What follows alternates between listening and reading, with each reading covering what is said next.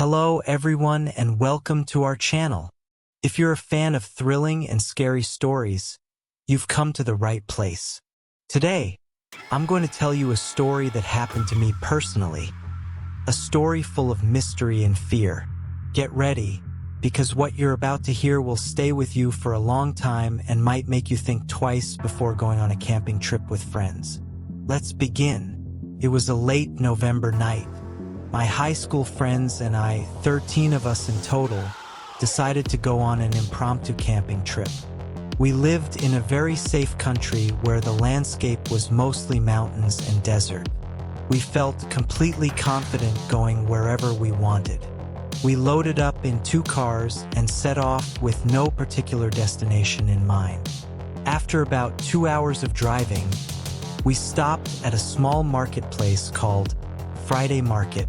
While we were there, I spoke to one of the local fruit sellers. He was selling some fruit, including lychees that looked like they were about to spoil. When I asked him how people would buy them before they went bad, he replied, "It's okay if I don't sell them. I'll just drive them down a road." He pointed to an off-road path, and when I return, they'll be fresh again. I laughed, thinking there was some misunderstanding due to language barriers. Soon after, we continued our drive. As we drove, we passed through a small village.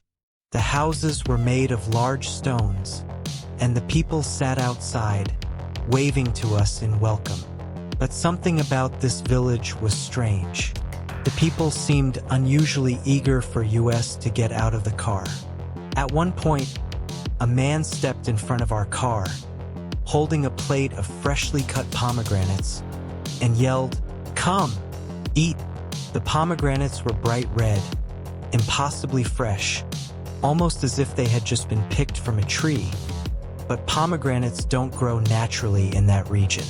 We thought they were being hospitable, but we didn't stop, worried we'd run out of daylight to set up our tents.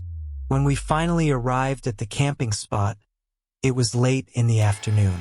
We set up our tents, made a fire, and began to relax. The desert stretched out endlessly in front of us, and the night seemed peaceful. There was nothing around us except dunes and distant mountains. By 2 a.m., we all went to sleep, huddled in our tents. At 4 a.m., I woke up. The silence was deafening, unnaturally so.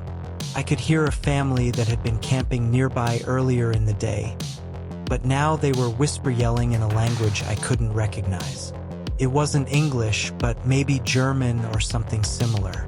After about 20 minutes, I heard their car start and drive away, which wasn't unusual for people who might have somewhere to be early the next day. Later, when the sun began to rise, my friends and I decided to go out to find a place to use the bathroom. As we were standing near the dunes, we noticed something strange. A woman standing on top of the mountain behind our camp. She was wearing traditional clothing with most of her face covered, and she was staring directly at us. We waved at her, but she didn't respond. She just stood there, watching us silently. Then, without warning, she turned around and walked back behind the mountain. I felt a chill crawl down my spine, but I didn't say anything. We returned to camp, told the others what we saw, and we all agreed it was probably nothing to worry about. But something about that woman stayed with me. As the day went on, we packed up and prepared to head home before sundown. On our way back, we decided to pass through the same village we had seen the day before. But this time, things were different. The once lively village was now completely abandoned. The houses were crumbling, the stones scattered across the road. No people, no animals, nothing. The whole place looked like it hadn't been lived in for years. As we drove through, the eerie silence made my skin crawl. My friend in the back seat suddenly started crying, terrified. She said through her sobs, "She's following us."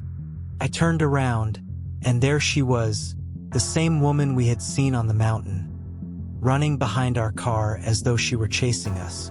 My heart raced as we sped up, driving as fast as we could, desperate to get away. We didn't stop until we were miles away from that village. When I got home, I couldn't sleep. I told my mother what had happened, and she urged me to pray and even asked the imam to pray for me. A few months later, I moved to another country, but I've never been able to forget that night. Sometimes, I still search online for information about that village. I found out that the village had been abandoned since 1968, but we were there, in broad daylight, and there were people. None of us can explain what happened that night, and although some of us still keep in touch, we never talk about that trip. If you enjoyed the story and want to hear more terrifying tales, don't forget to like the video and subscribe to the channel. Thanks for watching, and remember, some places may seem abandoned, but there could be eyes watching you from the shadows.